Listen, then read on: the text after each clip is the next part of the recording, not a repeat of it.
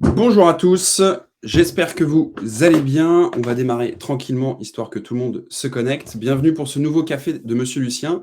Et je suis ravi aujourd'hui de recevoir Florian de Safe. Merci Florian d'être là. Salut Julien, ravi d'être présent au café de Monsieur Lucien et de pouvoir échanger avec toi sur les réseaux sociaux aujourd'hui. Top, super. Comme d'habitude, pour ceux qui connaissent, n'hésitez pas à présenter ou à vous présenter ou à poser vos questions du coup directement dans le chat. L'idée, c'est que posez toutes vos questions, on les prendra à la fin parce que je sais que pour certains d'entre vous, le temps file et donc vous avez peut-être bloqué 30-45 minutes.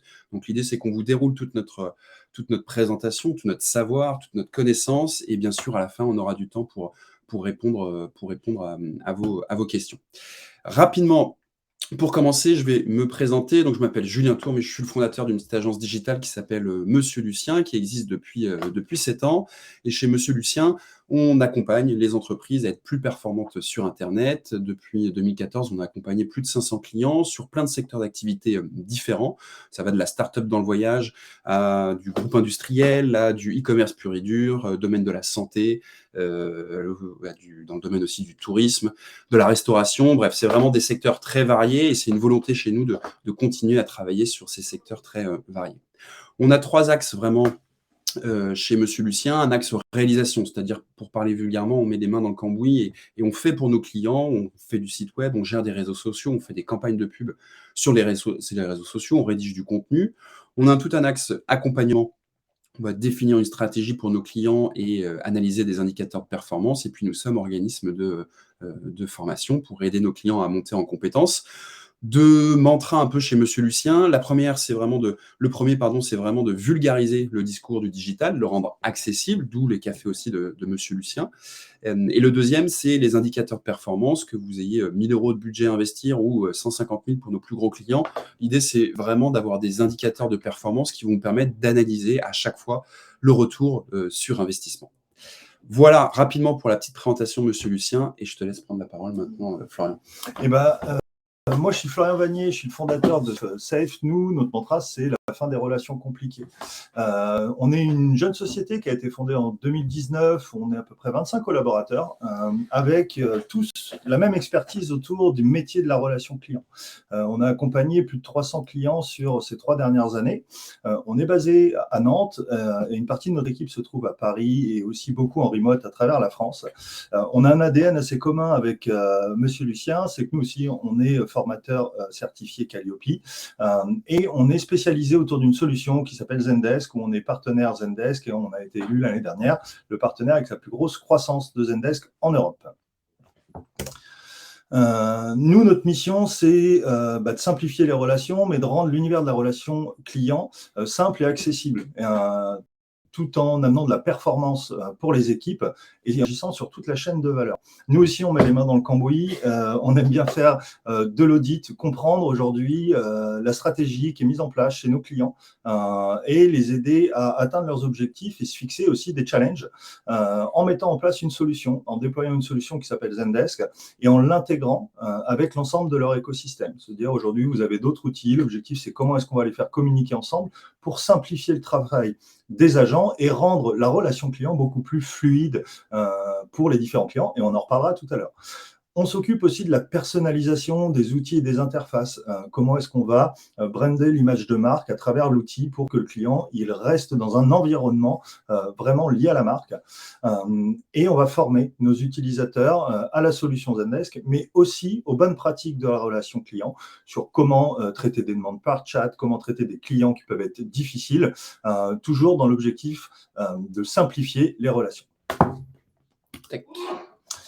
Nous aussi, on travaille dans beaucoup de secteurs. On a quelques logos communs sur des clients sur lesquels on a travaillé. On travaille beaucoup dans le retail ou dans l'industrie, dans tout ce qui va être numérique, mais aussi sur des entreprises type la Maïf pour de l'assurance, de la banque, de l'immobilier. On va travailler sur toutes les verticales qui ont un besoin de relation client et aujourd'hui, on va rentrer en détail sur différents cas ensemble.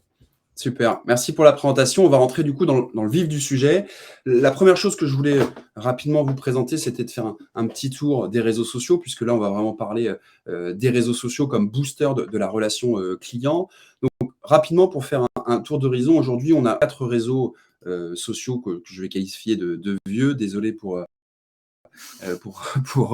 pour ceux qui se sentent vexés. On a Facebook, le plus gros, qu'on va utiliser bien sûr en B2C. Ça ne veut pas dire qu'on ne peut pas l'utiliser en B2B, mais c'est vrai qu'on va plutôt utiliser une tonalité décontractée parce que quand vous naviguez sur Facebook, vous êtes entre le passing de Raphaël Nadal, la vidéo de Petit Chat et le départ du Vendée Globe. Donc forcément, on est là pour vulgariser le discours. Si on a un contenu qui est trop technique, c'est pas là où on va pouvoir toucher notre audience, ou en tout cas pas dans les meilleures conditions.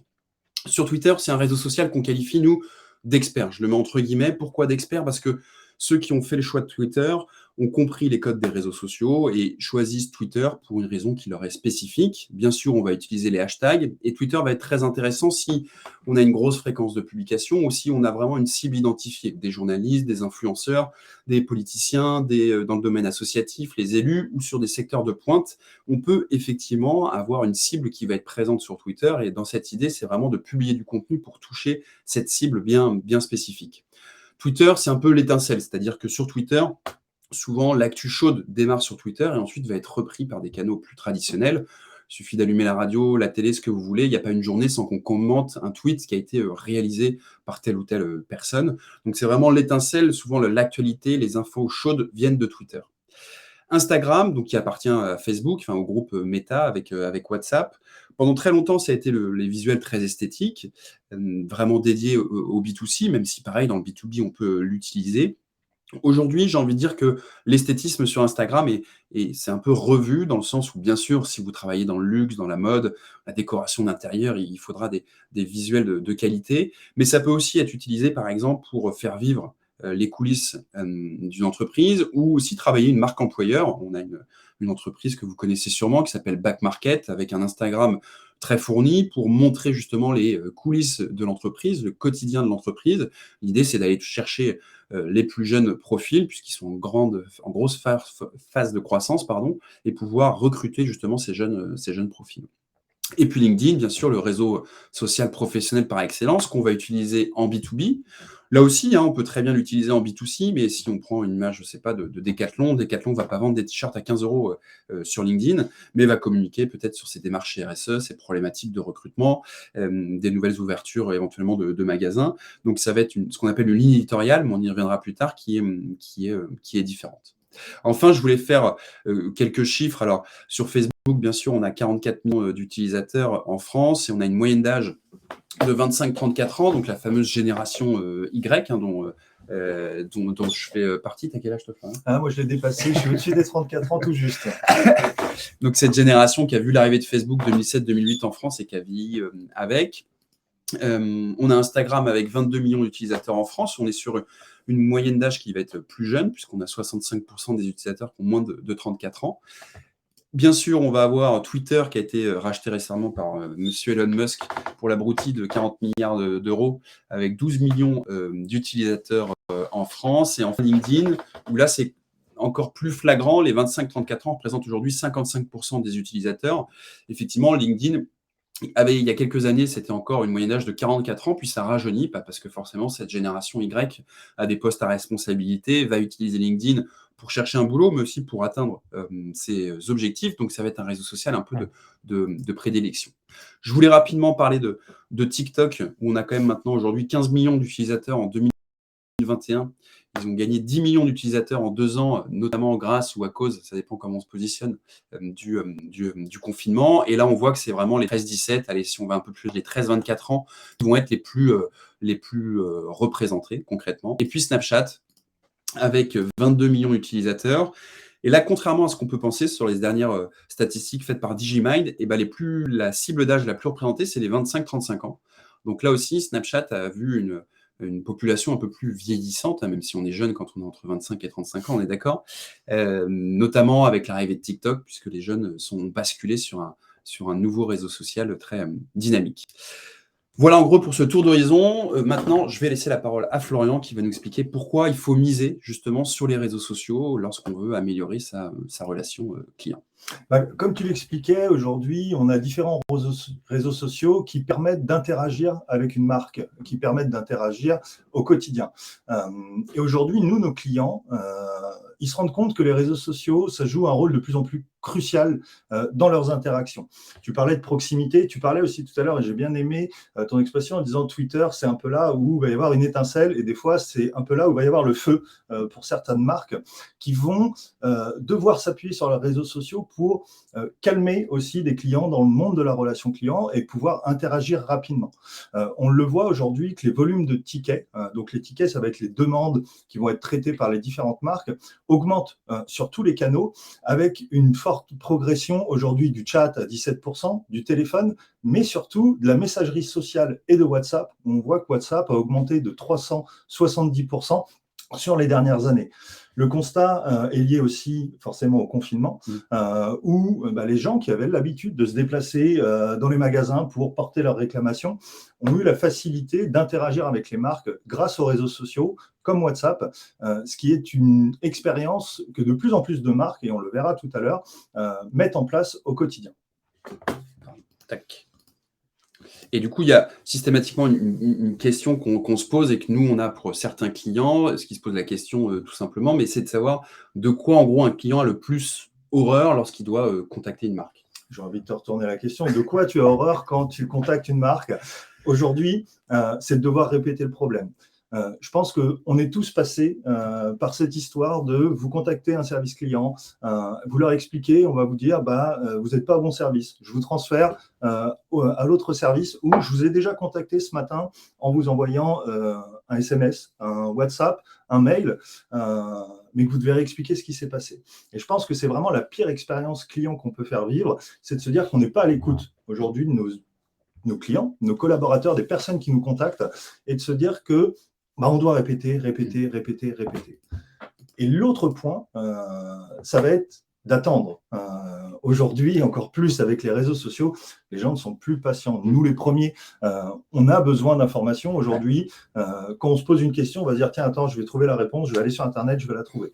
De la même façon, aujourd'hui, les marques qui sont contactées par leurs clients veulent de l'instantanéité, parce que leurs clients, ils veulent savoir, est-ce que vous avez ce produit dans cette taille? Est-ce que vous avez le suivi de ma livraison? Et les gens ne veulent plus patienter, ce qui a aussi permis le boom de ces réseaux sociaux en disant, je passe ma journée sur les réseaux sociaux. Pourquoi est-ce que je ne pourrais pas contacter les marques et dire, quand j'écris un tweet sur une réclamation, quand j'écris un messenger, quand j'écris un message sur WhatsApp, je veux une réponse extrêmement rapide pour me dire, je reste sur cette marque, sur ce site, je vais continuer mon achat pour permettre une meilleure relation. Ouais. Ce que tu dis par rapport à l'attente, on le voit aussi sur le temps passé, par exemple, sur Internet. Il grandit jour après jour. On passe de plus en plus de temps sur Internet, mais on passe de moins en moins de temps sur un site web, sur les réseaux sociaux, sur une publication. C'est-à-dire qu'on change très vite. On passe de l'un à l'autre. Donc, si on n'a pas une réponse instantanée, j'imagine, tu pars et c'est terminé. Tu pars et tu vas aller regarder un autre site et te dire qui va me répondre le premier pour répondre à ma problématique. Et on voit d'ailleurs que sur des grosses marques, je pense à Bouygues Télécom, SNCF, ils ont carrément sur Twitter des comptes dédiés au service après-vente pour traiter uniquement ces demandes-là. Tout à fait. Ça leur permet aussi de prioriser, et on parlera tout à l'heure de comment est-ce qu'on peut les intégrer, toutes ces demandes, dans un même outil, mais ça va leur permettre de prioriser en se disant, attention, on est sur SNCF-réclamation, on sait que cette demande, elle doit être priorisée par rapport aux questions qu'il peut y avoir autour de la SNCF, de façon des usages un peu communs, et de plus en plus de marques va vraiment ouvrir des canaux spécifiques pour traiter la relation avec les clients au quotidien, et pas uniquement la partie marketing, communication qui pouvait être le cas il y a quelques années encore.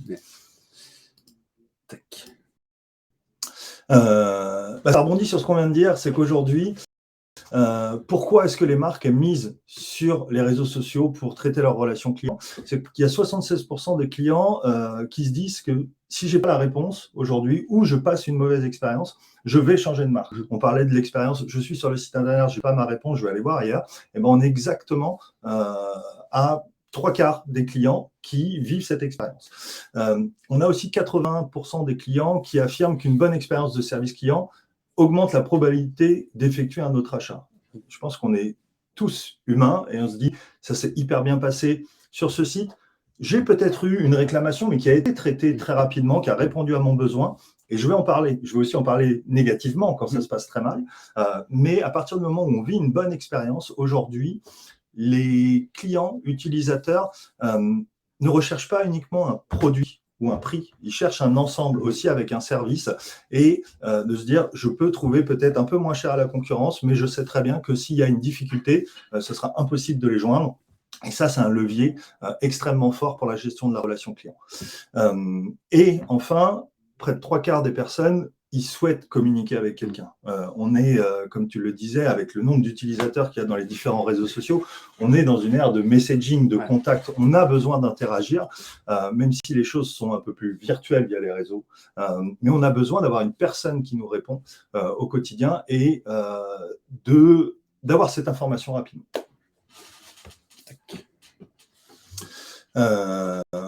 Comme on le disait, les besoins d'instantanéité dans la relation client, c'est moins de 24 heures. Et déjà, à 24 heures, je pense qu'on est déjà un peu long quand on va parler de réseaux sociaux.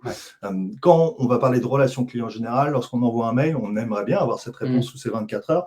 Quand on va rentrer sur les réseaux sociaux un peu plus en détail tout à l'heure, on va voir qu'on va vraiment avoir ce besoin d'instantanéité. Mais surtout, on veut que notre problème il soit résolu. On veut que notre problème il soit résolu et surtout avoir ce contact et cet échange au quotidien. Là, c'est des stats en B2C, en B2B ou... C'est des stats en relation client de façon globale. Concrètement, quand on veut miser sur les réseaux sociaux, si c'est pour améliorer sa relation client, ce qu'on disait, il faut faire preuve de réactivité. On parlait de 24 heures sur un traitement de demande, mais on a besoin d'être beaucoup plus réactif sur la partie réseaux sociaux. On a besoin de proximité. Le ton dont on parlait tout à l'heure, on va avoir les différents tons. Est-ce qu'on est en train de parler sur Twitter? Est-ce qu'on est en train de parler sur Facebook, sur LinkedIn? On va devoir adapter son ton et sa proximité en gardant l'instantanéité. Vous écrivez une conversation de chat. Qu'est-ce qu'il y a de pire que d'écrire un chat à quelqu'un et de se retrouver en disant vous êtes 15e dans la file d'attente ou la personne est en train d'écrire et on voit ce message qui déroule pendant 30 secondes. C'est pour ça qu'il faut faire vraiment des interactions faciles, courtes, pour permettre de répondre rapidement et d'avoir cette interaction avec vos clients. Et la relation client, il faut toujours l'avoir dans la poche pour pouvoir être le plus proche de ses clients. Des réponses courtes, rapides, mais aussi, j'imagine, personnalisées, mais ça, on en parlera après. Au-delà des signaux faibles sur les réseaux sociaux, la réclamation sur les réseaux sociaux s'accentue. Je vais prendre un exemple très personnel. Moi, je suis utilisateur de Twitter. Twitter, je l'utilise beaucoup pour faire de la veille, pour suivre l'actualité, comme tu le disais. Mais c'est aussi, pour moi, mon premier canal, et allez pas regarder mon Twitter, mais pour aller me plaindre lorsque j'arrive pas à contacter un service client. C'est vraiment quelque chose qui peut faire un boom assez rapide et qui permet d'être contacté extrêmement rapidement. Donc aujourd'hui, nous, on accompagne des clients pour un peu switcher et se dire, attendez pas que ce soit une personne qui réclame sur Twitter pour pouvoir le contacter. Mais on voit qu'aujourd'hui, les volumes de demandes, ils augmentent sur tous les canaux, mais surtout plus de 20% supplémentaires sur les réseaux sociaux, parce que la génération a tendance à utiliser les réseaux sociaux de plus en plus au quotidien, de moins en moins le téléphone pour appeler, le téléphone au quotidien pour contacter, versus une hausse de 10% en formulaire, ce qui reste élevé, mais beaucoup plus faible que les réseaux sociaux. Les réseaux sociaux, tout à l'heure on parlait de WhatsApp, de Facebook Messenger. Sur la partie Asie, sur les clients qui ont un positionnement en Asie, on utilise aussi beaucoup WeChat et Line, qui ont bondi, comme on le disait tout à l'heure, de plus de 36% dans l'année, ce qui est le rythme le plus élevé de tous les autres canaux. Aussi lié au confinement en Asie. Exactement, aussi lié au confinement en Asie, mais aussi lié à l'évolution au quotidien. Les gens passent beaucoup de temps sur les réseaux sociaux et donc ils considèrent que tiens, j'ai une conversation WhatsApp avec mon groupe en famille, avec mes amis. Je vais aussi avoir une conversation WhatsApp d'ouverte en permanence avec une marque parce que j'ai une question à leur poser et c'est un outil que j'utilise au quotidien. Et ce qui fait que les usages évoluent de plus en plus, en tout cas vers la partie des réseaux sociaux. Nous, dans nos clients, aujourd'hui, 57% des entreprises reçoivent les réclamations sur les réseaux sociaux. On va parler souvent de réclamations, il y a aussi des félicitations, il ne faut pas s'arrêter sur cette partie-là, mais c'est 10 points de plus que 2018, et on voit que la tendance, elle va vraiment vers la mise en avant des réseaux sociaux. Aujourd'hui, quand tu vas sur un site internet ou aujourd'hui, quand vous construisez un site internet, les réseaux sociaux, ils sont affichés, ils sont présents là où, il y a encore quelques années, ils n'étaient pas forcément affichés parce que les entreprises n'étaient pas présentes et pas équipées aussi, et ça, on va en reparler tout à l'heure, pour répondre à cette typologie de demande. Les réseaux sociaux, traiter les réclamations, c'est bien, ce qu'on expliquait. Ce qui est intéressant, c'est aussi la visibilité que ça peut amener, les réseaux sociaux. 95% des entreprises prennent la connaissance des réclamations laissées sur les réseaux sociaux. Donc, c'est 8 points de plus sur ces dernières années. Donc, c'est bien, ça permet de montrer une réactivité. On verra aussi tout à l'heure comment est-ce qu'on peut être... aller de l'avant vers nos clients pour éviter d'attendre la réclamation pour pouvoir communiquer avec eux. L'idée, c'est vraiment faire des réseaux sociaux un véritable canal de gestion de les réclamations. Nous, on échange souvent avec l'Agora Live sur l'expérience client, où 35% des répondants citent que l'ouverture des nouveaux canaux est un enjeu prioritaire pour 2022. De mémoire, il me semble que c'était une 32% l'année dernière. Et on voit que ces leviers, ils sont activés de plus en plus parce que l'actualité, le confinement, les générations évoluent et on doit aller dans cette direction pour améliorer l'expérience client. L'idée maintenant, c'était de vous lister un peu différentes étapes pour bien démarrer. Alors, on a listé 2 types d'étapes, des étapes qui sont vraiment liées aux social media, donc à la prise de parole un peu sur les réseaux sociaux, et des étapes plus liées à la partie relations clients. Donc, sur les réseaux sociaux, la première chose, c'est de définir donc, des objectifs et des indicateurs de performance. J'en ai parlé un peu en introduction. Nous, on le voit chez certains clients qui disent on veut aller sur les réseaux sociaux. Quand on pose la question pour quel objectif et quel indicateur, ils ne savent pas. C'est juste parce que le concurrent a 10 000 abonnés et qu'il faut y aller. Ça n'a aucun intérêt. Ayez vraiment des objectifs construits avec des indicateurs sur lesquels vous pouvez avoir la main et que vous allez pouvoir analyser pour mesurer les actions au fur et à mesure. Et de la même façon, c'est pour aller dans les réseaux sociaux, c'est aussi connaître les clients et leurs attentes. On parlait des différents réseaux. Nous, on a déjà accompagné les clients qui disent je veux brancher mon Twitter, mon Facebook, mon LinkedIn sur mon outil pour traiter ma relation client. Et quand on leur retourne la question en disant mais vos clients, est-ce qu'ils utilisent LinkedIn, Twitter ou Facebook et la réponse n'est pas toujours oui. Donc l'idée, c'est vraiment de t'aligner avec ce que tu dis, les objectifs et les KPI, mais surtout de valider vos clients aujourd'hui. Vers quels canaux est-ce qu'ils utilisent et lesquels est-ce que vous voulez aller challenger pour répondre à leurs attentes. Une fois qu'on a validé ce que les clients attendent, faut aussi s'assurer qu'on a les compétences dans les équipes. Aujourd'hui, il faut forcément accompagner, former les équipes. C'est notre métier au quotidien. On forme les gens pour monter en compétences, mais aussi s'assurer que les compétences sont là en interne. On parlait tout à l'heure, avant le café, de la partie orthographe. Vous voulez écrire sur les réseaux sociaux, il faut être rapide, il faut être efficace. Donc, ça peut aussi amener rapidement des fautes de frappe, mais faire attention à l'orthographe, au ton, à la posture et le délai de réponse dont on parlait tout à l'heure. Donc, c'est tout ça qu'il faut réussir à mettre en place dans les équipes et s'assurer que les compétences sont présentes pour pouvoir ouvrir les vannes des différents réseaux sociaux. Il y a le choix des réseaux sociaux. Là aussi, on a une erreur qui est faite alors, de moins en moins, mais qu'on constate encore, c'est de dire moi, j'ai une marque, je veux être présent sur tous les réseaux sociaux, ce que disait un peu Florian. Mais en fait, ça n'a pas d'intérêt d'être présent sur tous les réseaux sociaux. Souvent, une marque, une entreprise peut se tromper en disant je veux être sur tous les réseaux sociaux, comme ça, j'aurai plus de visibilité. Très concrètement, très honnêtement, vous n'avez pas les codes pour être sur tous les réseaux sociaux et votre cible n'est pas présente sur tous les réseaux sociaux. D'accord ? Donc, il faut vraiment choisir ces réseaux sociaux en fonction, comme le disait Florian, de sa cible. Est-ce qu'elle est présente ? En fonction du contenu qu'on va avoir à disposition, en fonction des ressources aussi qu'on a en interne, parce que plus on a de réseaux sociaux à gérer, plus évidemment, il va falloir adapter sa ligne éditoriale, son contenu. Donc, il y a vraiment un choix à faire par rapport aux réseaux sociaux. Il vaut mieux commencer petit, avec un seul qu'on va bien gérer, bien traiter, bien remonter les informations, en ouvrir au fur et à mesure que de partir trop large et de finir en fait par délaisser certains réseaux sociaux qui vont plus être alimentés et qui vont finir par nuire à votre réputation. Et une fois qu'on a choisi ces réseaux sociaux, l'objectif, c'est aussi de paramétrer les outils de traitement des demandes. Nous, souvent, quand on intervient, on va avoir nos clients qui vont répondre à Twitter dans Twitter, à Facebook dans Facebook, à WhatsApp dans WhatsApp. Sauf que ça ne répond pas à la problématique globale qu'on a évoquée de dire on a besoin de collecter l'ensemble de l'information. Peut-être que mon client, il m'a envoyé un message sur WhatsApp le matin et un message sur Facebook l'après-midi.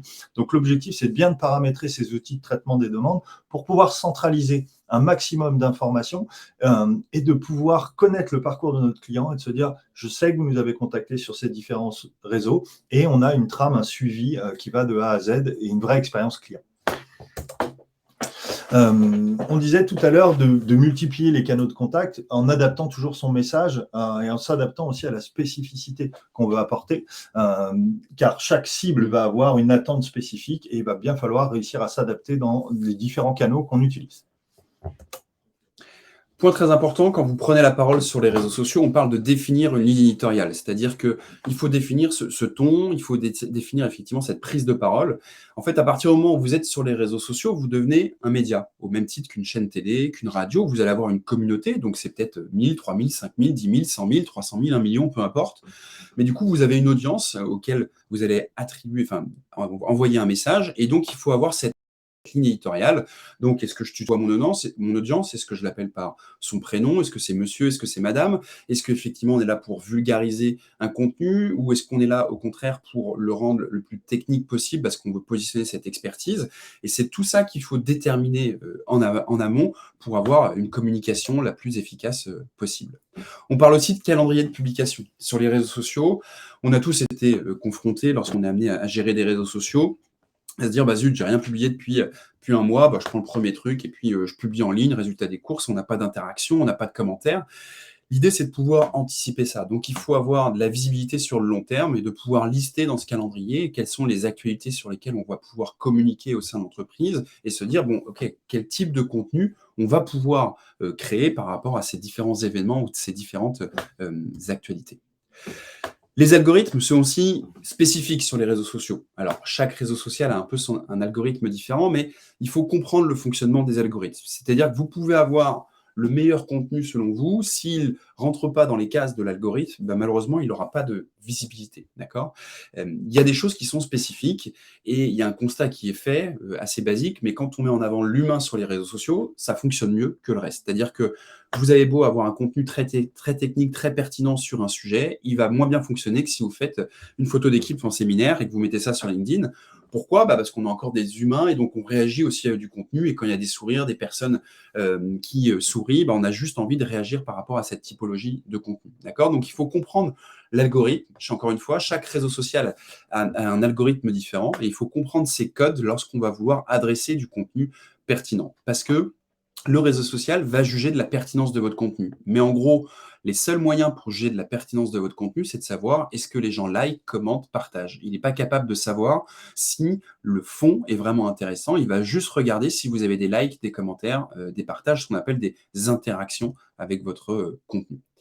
Et bien sûr, il va falloir s'organiser, donc structurer sa prise de parole sur les réseaux sociaux. Il y a des outils qui permettent de programmer du contenu sur les réseaux, de les synchroniser, des outils comme Swello, par exemple, qui est une entreprise française qui permet de synchroniser vos réseaux sociaux et de publier du contenu, et bien sûr de gérer votre e-réputation.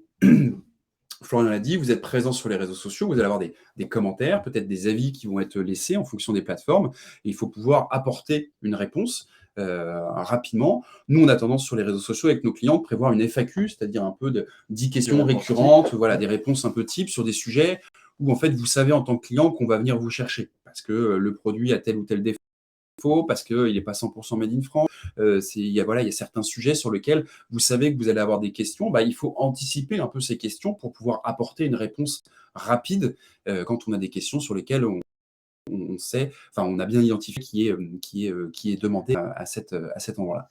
Et justement, effectivement, l'avantage d'avoir cette FAQ à disposition, ça permet, on a mis d'être réactif ou ne soyez pas. Concrètement, sur les réseaux sociaux, répondre à un client qui vous a écrit il y a 3 semaines, c'est totalement contre-productif et même plutôt négatif. Donc, l'objectif, c'est vraiment de pouvoir montrer la réactivité, de se préparer avec des outils tels que des FAQ, des réponses types. Mais en tout cas, à partir du moment où on décide de démarrer la gestion de la relation client sur les réseaux sociaux, on coche toutes les cases de cette checklist pour être sûr de pouvoir répondre et être réactif à l'ensemble de nos clients. Et le dernier point, bien sûr, c'est d'analyser les performances. Bon, je pense qu'on a déjà pas mal parlé avec Florian, mais analyser en fait quelles sont les publications qui génèrent le plus de commentaires, d'interactions, d'où proviennent effectivement ces réclamations. Et c'est vraiment important d'analyser ça. Le digital n'est pas une science exacte. On parle beaucoup d'A/B testing, donc on teste différents contenus, on peut tester différents leviers. Et l'idée, c'est vraiment de mesurer ce qui va générer le plus de retombées ou de performances par la suite. Quatrième étape, on va parler maintenant comment on peut remonter les informations des réseaux sociaux justement pour optimiser cette fameuse relation client. Nous, aujourd'hui, quand on accompagne des clients, notre objectif, c'est de neutraliser les réseaux sociaux qui sont des canaux de communication à part entière. Il faut vraiment les penser comme des leviers d'optimisation de la qualité du service client. Depuis tout à l'heure, on répète le fait de pouvoir être réactif, de montrer qu'on est présent. Aujourd'hui, nous, on a beaucoup de marques qu'on accompagne qui reçoivent toutes les demandes au sein d'une seule et unique plateforme, ce qui leur permet de se dire OK, mon client il m'écrit un mail, je vais avoir son mail. Peut-être que je n'ai pas répondu dans ces 24 heures, et ben on va en profiter pour le client, nous écrire un message sur Messenger, nous écrire un message sur Twitter. Et l'objectif, c'est d'apporter la meilleure expérience à ces utilisateurs et de pouvoir répondre de manière personnalisée et pertinente, et surtout de ne pas répondre sur tous les canaux en même temps. Qu'est-ce qu'il va y avoir de pire que réponse A par mail, oui, votre colis est parti il y a 24 heures, réponse B sur Messenger le lendemain, en fait, votre colis, je ne sais pas où il est rendu, parce qu'on va avoir des collaborateurs différents, des suivis différents. Nous, on s'applique à aller centraliser l'ensemble des interactions au sein d'une même plateforme pour permettre d'avoir la meilleure expérience utilisateur et de faciliter le travail aussi des agents de service client au quotidien. Sur un des cas clients, on a la marque Cézanne qui met en avant justement ses réseaux sociaux. Ils ont une forte communauté sur Instagram aujourd'hui où ils ont énormément de demandes. On est dans du retail, on est dans une marque assez premium qui permet à l'ensemble de ses clients d'interagir sur la communauté sur Instagram, mais qui permet aussi au sein de leur plateforme de pouvoir répondre rapidement lorsque la communauté n'a pas interagi sur une réponse. Ils sont immédiatement alertés pour permettre à leurs utilisateurs d'avoir la réponse, de savoir si ces produits sont en stock, leur suivi de livraison, les nouvelles collections qui vont arriver. Et ils leur permettent aussi de pouvoir switcher d'un canal à l'autre et de se dire, là, on est sur une publication globale sur Instagram. Ce que je vous propose, c'est de nous contacter par WhatsApp et on va parler en message direct ou de passer en message direct sur Instagram. Mais ils ont vraiment cette fluidité d'échanger avec leurs clients d'un canal à l'autre et de définir est-ce que c'est ma communauté qui va y répondre ou est-ce que c'est mon équipe de service client parce qu'on détecte que ce post il est extrêmement commenté, donc il y a peut-être une alerte, il y a peut-être une réclamation ou une information qui va sensibiliser une grande partie de leur audience et de leur communauté. Et j'ai même l'impression que pour une marque, je ne sais pas si c'est le cas chez Cézanne, mais que quand ta communauté répond à ta place, c'est encore plus fort. Exactement. Parce que l'impact est encore plus puissant. L'impact est plus puissant et l'engagement montre aussi que l'engagement il est hyper puissant. Et aujourd'hui, je pense qu'il n'y a rien de mieux que d'avoir ses propres clients qui parlent de sa marque pour montrer aussi, c'est un gage de confiance de la communauté, de savoir répondre à des demandes assez standards et de se dire il y a une vraie expertise autour de la communauté des clients comme moi, en fait. C'est vraiment ça, c'est de se dire la communauté, c'est une personne comme moi qui va savoir répondre à ma problématique, à ma demande, à ma question. Et ça appuie vraiment cette image de marque qu'il y a aujourd'hui chez Cézanne. Pourquoi est-ce que nos clients ils nous contactent pour centraliser leur flux au sein de Zendesk? L'avantage, c'est que ça leur permet de centraliser tous leurs tickets. Ce qu'on disait, ça représente un peu plus de 44 tickets, 40 000 tickets traités via messaging, Instagram, WhatsApp, un vrai équilibre entre les deux. Nos clients chez Cézanne, ils ont, eux, mis en place une équipe dédiée. Vraiment, on parlait tout à l'heure de compétences, on parle de réseaux sociaux, on parle de compétences, donc on va avoir une équipe dédiée réseaux sociaux. Ils ont la visibilité sur les autres canaux, comme on disait, ce qui leur permet d'avoir la globalité de l'expérience dédiée aux clients, mais ils ont vraiment ces compétences orthographie, de rapidité, de connaissance. Souvent, c'est des personnes qui viennent du métier du community management et qui ont switché vers la partie relation client, qui leur permet d'être extrêmement réactifs et surtout d'avoir un ton adapté à l'interlocuteur. Dans les premières slides, tu présentais vraiment quels sont les profils des interlocuteurs qui vont utiliser les réseaux sociaux, et ils ont ces codes aujourd'hui au sein de leur plateforme pour permettre d'être le plus adapté auprès de leurs clients. Cinquième étape, évidemment, on voulait évoquer avec vous certains pièges qu'on constate chez nos clients où en fait ils se lancent dans certaines choses et malheureusement il y a des erreurs. Et donc on vous a pareil un petit listing des pièges à éviter en relation client ou en social media. C'est bon, pardon. La première chose, j'en parlais tout à l'heure, c'est vouloir être présent sur tous les réseaux sociaux pour plus de visibilité. Donc ça revient un peu avec ce que je disais, c'est un constat que l'on fait. C'est pas du tout pertinent d'être présent sur tous les réseaux sociaux. Je vais pas revenir dessus, mais il faut vraiment éviter ce piège de se dire je vais avoir un maximum de visibilité en allant sur tous les réseaux sociaux. Pareil, l'idée de se dire tiens, il y a un nouveau réseau social qui arrive. TikTok, par exemple, il faut qu'on soit présent. Il faut qu'on soit présent si votre cible elle est entre 13 et 17 ans, si vous avez du contenu vidéo à proposer qui soit bien tourné, dynamique et que vous avez les codes. Si vous n'avez pas les codes, au contraire, vous allez plutôt nuire à votre réputation plus qu'autre chose. Il faut aussi avoir cette spécificité de ne pas traiter les demandes comme celles des autres canaux. On l'a répété et répété, mais aujourd'hui, chacun des utilisateurs qui va utiliser les réseaux sociaux n'attend pas qu'on lui rédige un mail lorsqu'on lui fait une réponse sur WhatsApp, sur Instagram ou sur les autres réseaux sociaux. Ce qu'il faut aussi bien avoir à l'esprit, c'est pas de regarder uniquement des indicateurs de notoriété, d'accord ? Encore une fois, se dire cool, on a 10% d'abonnés en plus, cool, on a plus d'abonnés que le concurrent. C'est pas qu'on s'en fiche, mais un petit peu. L'idée, c'est encore une fois d'analyser cette performance. La notoriété, c'est bien, c'est un indicateur de taille de communauté, mais c'est pas ce qui fait que votre marque est efficace, c'est pas ce qui fait que votre marque a une bonne réputation, qu'elle est réactive par rapport à sa relation client. Il faut vraiment approfondir ces indicateurs et analyser derrière, est-ce qu'on a de la conversion, est-ce qu'on n'a pas de la conversion. Parce que juste de la notoriété, moi, je peux vous rapporter des abonnés pour pas cher, mais ça ne veut pas dire que derrière, ça va convertir et que ça va vous permettre de développer l'activité de votre entreprise ou de votre marque. Tout à l'heure, on parlait aussi sur la partie formation des équipes.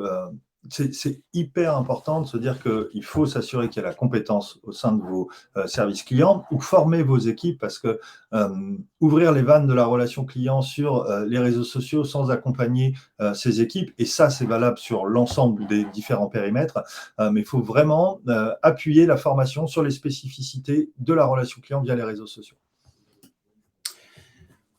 Évidemment, on ne peut pas se passer de l'analyse des KPI, on va y revenir après, mais vous devez avoir accès à ces indicateurs de performance. Je le disais juste avant, ce n'est pas juste la notoriété, donc trafic du site web, acquisition, on verra après ceux qu'il faut identifier, mais il faut bien sûr que vous ayez accès à ces indicateurs, d'accord ? Ne vous lancez pas effectivement dans une prise de parole social media si vous n'avez pas ces indicateurs de performance, parce que malheureusement, vous n'allez pas pouvoir mesurer ce fameux retour sur investissement et vous risquez un peu de vous dégoûter par la suite si vous ne pouvez pas mesurer concrètement ce que ça apporte à votre marque. Oui. Il faut pas éviter de considérer les métiers connexes. Il y a vraiment la partie, tout à l'heure on parlait, c'est souvent des community managers qui deviennent responsables de la relation client, mais ça reste deux métiers différents. On va vraiment être dans la gestion de la relation client et non pas dans la partie community management, communication, marketing qu'on va avoir, de la même façon que les responsables digital et e-commerce. Il faut vraiment dédier un pôle dédié au métier de la relation client avec cette expertise relation client sur les réseaux sociaux. La gestion des réseaux sociaux, c'est un métier à plein temps, d'accord ? Pour beaucoup encore d'activités, d'entreprises, c'est de se dire, voilà, je peux donner le poste de community manager à quelqu'un qui fait un autre boulot, ça ne va pas lui prendre beaucoup de temps, etc. Si on veut vraiment avoir des résultats, si on veut vraiment faire des réseaux sociaux un axe performant pour le développement de son activité, de sa marque ou la gestion de sa relation client, c'est un boulot à temps plein, c'est parfois une équipe à temps plein qui doit être vraiment focus sur ce sujet-là. Et ça, c'est important que les entreprises puissent intégrer cette dimension, d'accord ? C'est un véritable métier qui demande des connaissances, des compétences, et pour ça, il faut être en mesure de mettre les moyens humains et les moyens aussi financiers pour avoir les bonnes personnes qui vont vous permettre d'être efficaces sur les réseaux sociaux. Et enfin, c'est pas parce qu'on investit sur les réseaux sociaux qu'il faut délaisser les autres canaux. On a vu tout à l'heure que les réseaux sociaux étaient en forte évolution depuis plusieurs années, mais tout ce qui va rester, les canaux, on va dire, assez standards de téléphonie, de mail, de formulaire, sont aujourd'hui encore très plébiscités par les clients, donc ne pas mettre de côté ce qui existe depuis longtemps. J'ai une petite animation en plus, c'est gratuit. 6e point, c'est la gestion de la e-réputation. À partir du moment où vous êtes présent sur les réseaux sociaux, avoir des commentaires, et forcément, parfois, on peut avoir ces fameux bad buzz. Alors, je prends ce tweet qui date de 2014, donc qui remonte, c'est quand j'ai lancé Monsieur Lucien, mais Julie qui mettait logique de la SNCF, plus la file d'attente est longue, plus on ferme de guichets. SNCF Info qui répond: bonsoir Julie, notre file d'attente est-elle aussi longue que la distance qui sépare tes deux sourcils? Bon, il se trouve que c'était un faux compte SNCF, c'est un petit malin qui avait pris le compte SNCF Info, qui avait mis un logo de la SNCF et qui s'amusait à aller détruire tous ceux qui disaient du mal de la SNCF. Bon, c'est terrible en termes de réputation, il a fallu attendre des années avant que la SNCF obtienne la fermeture de ce compte-là. Ce que je veux vous montrer là-dessus, c'est que quand vous avez des commentaires, bien sûr, il faut y répondre. Alors, quand c'est positif, il faut aussi y répondre parce que c'est bien pour vous, c'est bien pour les équipes, et puis c'est bien pour l'algorithme. Plus il y a de commentaires et d'échanges, plus c'est valorisé. Mais quand il y a des commentaires négatifs, il faut aussi y répondre rapidement, positionner bien sûr votre professionnalisme. Alors, si vraiment le commentaire est compliqué à gérer, on peut prendre un peu le temps de la réflexion, mais pas 3 semaines, comme disait Florian, parce que là, c'est trop tard, ça ne sert plus à rien. Au contraire, si vous le prenez 3 semaines après, justement, ça va nuire à votre réputation. Et puis, on peut très bien être confronté à n'importe quoi, sur 1000 commentaires ou 1000 avis.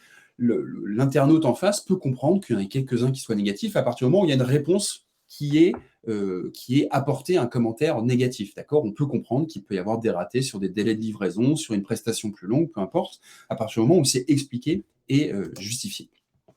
Vous pouvez aussi inciter vos contacts, en fait, vos clients qui sont contents à laisser des avis, à aller commenter certaines publications, parce que c'est une bonne pratique pour récupérer et améliorer votre e-réputation. Faites bien attention, un client qui n'est pas content ne va pas attendre que vous soyez présent sur les réseaux sociaux pour laisser un avis. Il peut aller le laisser sur d'autres plateformes qui sont peut-être moins connues, mais qui vont sortir lorsqu'on va taper le nom de votre marque avec le mot-clé avis, par exemple, par la suite. Donc, le fait d'être présent aussi sur les réseaux sociaux permet de centraliser un peu cette e-réputation, parce que je sais que si j'ai un client qui n'est pas content, il va venir le dire sur Facebook, sur Instagram, et si je suis présent, je vais pouvoir au moins récupérer l'information, informer un interne tel ou tel département s'il y a eu un couac, un sujet, et répondre rapidement à cette personne pour afficher notre professionnalisme. Et bien sûr, on garde un comportement adapté en toutes circonstances. On le voit de temps en temps, des dirigeants qui pètent des plombs dans certains secteurs d'activité. On garde systématiquement un comportement adapté. Et dernier point, du coup, notre présentation, c'est vraiment la mesure donc, de ces fameux KPI, de ces indicateurs de performance. Alors, il y en a beaucoup dans le social media qu'on peut analyser. Bien sûr, on va analyser les ventes, les nombres de rendez-vous, de réservations, de prises de contact, de formulaires, de trafic. Ce qui va être aussi intéressant sur les réseaux sociaux, c'est d'analyser ce qu'on appelle la portée, le nombre de personnes touchées. L'impression, c'est le nombre de vues de vos posts. Le taux d'interaction ou d'engagement, donc c'est le ratio sur le nombre de vues qu'a fait votre publication, combien ont interagi, combien elle a fait d'interactions, de likes, de commentaires, de partages. Quand on fait des campagnes publicitaires, on estime un CPC, un coût par clic, un coût par résultat. Et puis, on va regarder aussi cette acquisition qui provient du social media. On est capable, avec des outils comme Google Analytics, par exemple, d'analyser, sur, je dis n'importe quoi, 1000 ventes ce mois-ci, j'en ai 30% qui proviennent d'Instagram, 12% qui provient de Facebook, et je suis capable d'analyser exactement quelle campagne de pub génère du trafic, des ventes, de la conversion, et c'est cette finesse d'analyse qui nous permet d'améliorer notre communication social media. N'hésitez pas, bien sûr, à comparer si en plus vous avez une saisonnalité en fonction des périodes, évidemment. Alors là, on sort de période de confinement, donc bien sûr, ça a impacté pas mal les trafics, les acquisitions différentes, mais c'est bien d'analyser ça. Et encore une fois, je reviens là-dessus, il faut tester, ajuster, corriger, confirmer. Il n'y a pas une recette miracle, sinon ça se serait et je serais milliardaire. Il faut absolument tester différents contenus, différentes audiences, différentes heures de publication, différents formats. Et parfois, il faut avoir une rotation un peu de ces différents contenus pour trouver un peu la meilleure recette qui va permettre à votre marque de performer sur les réseaux sociaux. Bon, ça, c'était un screenshot Google Analytics, pas vraiment d'intérêt comme ça. Donc, je te laisse la main, Florian. Je vais essayer de donner de l'intérêt sur notre screenshot, sur la partie plutôt pilotage d'activité. C'est extrêmement aligné avec ce que disait Julien, c'est que aujourd'hui, si vous mettez en place la partie réseaux sociaux pour traiter votre relation client, il y a des indicateurs. De la même façon, ça va être les indicateurs de suivre la satisfaction. Aujourd'hui, de voir combien de clients sont satisfaits ou insatisfaits, vos taux de satisfaction, si la volumétrie de tickets qui va être traité aussi. Nous, on a un indicateur qui est extrêmement intéressant, c'est celui qu'on va appeler le One Touch Ticket. Ça va être de se dire, aujourd'hui, on parlait de réactivité, c'est important de répondre vite à nos clients, mais c'est aussi important de répondre bien à nos clients. Et nous, c'est un indicateur qui est un vrai levier finalement de succès de mise en place de la relation client sur les réseaux sociaux, c'est de se dire, aujourd'hui, quand vous traitez une demande sur les réseaux sociaux ou sur les autres canaux, combien de tickets va être réouvert ou combien d'interactions vous allez devoir avoir avec vos clients utilisateurs pour résoudre leurs problématiques. Et c'est vraiment quelque chose sur lequel vous devez aussi tester, réessayer, adapter vos FAQ que vous avez créés pour répondre aux demandes des clients. Mais un des objectifs extrêmement importants, c'est de suivre la satisfaction et de suivre le taux de tickets et de demandes qui vont être résolues en une fois, parce que ça répondra vraiment à ce besoin des clients de dire on a besoin de réactivité, mais aussi on a besoin d'instantanéité. Et l'instantanéité, ça ne veut pas dire j'ai une réponse tout de suite qui ne répond pas à mon besoin et qui va nécessiter 10 interactions, mais vraiment je suis rapide, réactif, et avec la solution, ou en tout cas la réponse qui répond à la problématique de mon utilisateur client. Une dernière chose, c'est l'évolution. On en parlait tout à l'heure des réseaux sociaux aujourd'hui chez les clients, qu'on accompagne beaucoup de messaging, beaucoup de chat, de l'email toujours, mais on sent que cette tendance qui est présente depuis des années est vraiment, j'ai pas envie de dire à son apogée, au contraire, encore dans ses balbutiements, avec une vraie envie des entreprises d'aller vers la relation client, parce que aussi aujourd'hui, 67% des consommateurs ils se tournent vers les réseaux sociaux, les médias sociaux, pour des demandes liées à un service. Et l'avantage pour les entreprises, ça va être développement du chiffre d'affaires, parce qu'on parle de la relation client, mais la relation client, c'est aussi de pouvoir, on a ce produit et puis on propose un alimentaire. On va avoir la fidélisation de la clientèle. Il y a eu un gros travail qui a été fait par beaucoup d'entreprises de dire on travaillait sur l'acquisition des clients, c'est très bien, il faut travailler sur l'acquisition, mais il faut aussi garder ses clients et les fidéliser. Et améliorer la relation client, c'est un levier extrêmement fort de cette fidélisation. Et enfin, comme on parlait tout à l'heure, c'est un renforcement de la notoriété de marque, de communauté. Parce que si les entreprises sont présentes pour traiter les demandes sur la relation client, ça va aussi faire vivre en disant, tiens, quand je sollicite Cézanne sur Instagram, j'ai une réponse assez rapide, donc je vais en parler en disant, tiens, tu veux parler avec Cézanne, va sur Instagram, il y a la communauté qui va en parler, et ça fait un effet boule de neige qui peut être très positif à partir du moment où c'est bien mis en place. Super. On arrive à la fin du coup de cette présentation. Comme vous avez vu, c'était assez dense. On a parlé assez vite avec Florian. Donc, n'hésitez pas à poser vos questions directement en commentaire. On va voir s'il y en a quelques-unes qu'on va pouvoir traiter. Pour ceux que ça intéresse, chez Monsieur Lucien, on a un WhatsApp business, c'est-à-dire que tous les mardis, on envoie 3 actus digitales pour aider nos clients à être plus performants, à faire leur veille sur le digital. Donc, si vous êtes intéressé, vous pouvez nous envoyer le mot-clé pizza au 01 79 73 41 44. On n'utilise pas votre numéro de téléphone pour quoi que ce soit d'autre et c'est vraiment pour vous envoyer ce WhatsApp tous les mardis. Si vous en avez marre un jour, vous nous envoyez le mot-clé litchi, parce qu'on déteste les litchis chez Monsieur Lucien, mais bon, si vous nous envoyez top, on aura évidemment compris. On va pouvoir donc répondre à vos questions. Avant ça, pour ceux que ça intéresse, on va construire un petit livre blanc avec Florent, un peu une synthèse de ce qu'on a vu pendant ce café de Monsieur Lucien, notamment sur les bonnes pratiques, les erreurs à éviter. Donc, si ça vous intéresse, n'hésitez pas à mettre aussi en commentaire. Ce qu'on fait, c'est qu'on vous ajoutera sur LinkedIn et on vous enverra le lien vers le livre blanc une fois qu'il sera rédigé. Et puis là, on va pouvoir regarder si on a quelques questions ou pas forcément. Alors, on a une question d'Isabelle qui dit « Vous ne considérez pas Google My Business comme un réseau social ?» Alors, c'est vrai que moi, de mon point de vue, je ne le considère pas comme un réseau social. C'est plutôt un outil pour récupérer des avis, même si c'est vrai qu'on peut publier quelques posts. Moi, effectivement, ce n'est pas un outil où on va vraiment avoir l'interaction. Vous voyez, comme Facebook, Instagram, où je publie un contenu, j'ai une suite de commentaires. C'est plutôt pour récupérer des avis. Et puis, bien sûr, on a les horaires d'ouverture, le numéro de téléphone, le site web, quelques photos. Mais effectivement, je ne le considère pas comme un réseau social à part entière. Je me permets de rajouter, effectivement, pour moi, ça ne fait pas partie de la famille des réseaux sociaux. Mais effectivement, Isabelle, ça reste un outil qui va permettre de centraliser les interactions de vos utilisateurs et qui vous permet aussi de l'intégrer dans votre plateforme de relations clients et de pouvoir y lier. On parle de Google My Business, mais ça pourrait être des avis vérifiés ou autre plateforme qui existe ou G Suite qui est présente ici sur Nantes. Mais ce n'est pas un réseau social, mais effectivement, vous avez une forte valeur ajoutée à pouvoir intégrer ces demandes au sein de votre plateforme de relations clients. Et je vois du coup que Sébastien avait répondu directement. Pseudo, ok. Ok, bah, je vois qu'on n'a pas beaucoup de questions. Je vois qu'on a quelques demandes là qui arrivent pour le livre blanc. Donc, je sais qu'on a un petit décalage de quelques secondes en live, donc on va rester connecté avec Florian. N'hésitez pas à nous contacter, bien sûr, sur LinkedIn si vous avez la moindre question. Un outil de la relation client tout de même, oui. Ah oui, pour Google My Business, j'imagine. Ok. Donc, n'hésitez pas à nous contacter sur LinkedIn. Le live va être disponible en replay. Nous, on va le repartager sur nos réseaux sociaux. Peut-être que Safe aussi le repartagera une fois. Ça sera repartagé aussi par nos équipes. En replay. Et puis, dans quelques jours, je pense qu'il sera aussi sur YouTube. Donc, vraiment, voilà, on est à votre disposition dans les jours, dans les semaines à venir, dans les mois à venir. Si vous avez des questions, il ne faut pas hésiter à nous solliciter.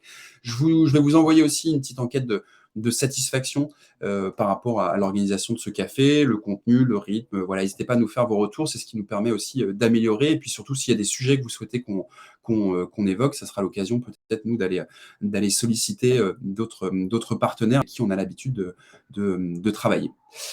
Florian, merci beaucoup. Merci encore pour l'invitation. 50 minutes. C'est un vrai plaisir de partager ça ensemble. De même, merci en tout cas pour ton temps. Et puis, n'hésitez pas à vous abonner, bien sûr, aux comptes réseaux sociaux de Safe et puis aux comptes réseaux sociaux, évidemment, de Monsieur Lucien. Si vous avez des questions, bien sûr, vous savez où nous trouver. Merci à tous, très bonne journée et puis à très bientôt. Merci, à bientôt.